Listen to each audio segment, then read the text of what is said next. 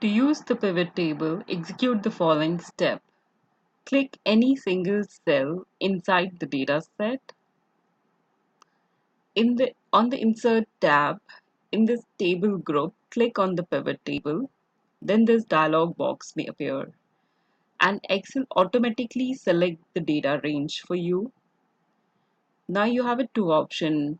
You can use the new worksheet and you also have an option of using the existing worksheet. So I'm here going to use the new worksheet. Click OK. This pivot table field panel appear. Now here I'm using the sales data and I want to see the product wise revenue. For that, I'm going to use this product field, drag into the row, and then revenue in the value field. Here I can clearly see the product wise revenue. Now if you want to format this, it is looking in a decimal point, so you want to, I want to format this, click here, format cell, number, 0 decimal, click OK. So now it is looking pretty good. And now I want to see the more detail of it. I want to see in which region there is a more sales. So drag this region field into the column so I can clearly see the region wise data. Okay, and I can, and if you want, you can sort this data. Just click here and then largest to smallest, and you can see the north is doing pretty good here.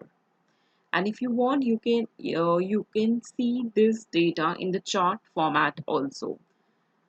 For that, just click here in the table and in the insert tab. And if you're new to the Excel, so I recommend you to use this recommend chart here. Okay, it's looking pretty good. Click OK here. Okay. So now in this chart, I don't want to see this line. Just click here and delete. I don't want to this number also. I want that number to show here. So just click on the bar, then plus sign, data label. Okay. And I don't want to see this. So hide this button and this button as well. Okay, so see, that's so simple. By using a pivot table, you can easily analyze your data. It's just a simple drag and drop. Thank you very much.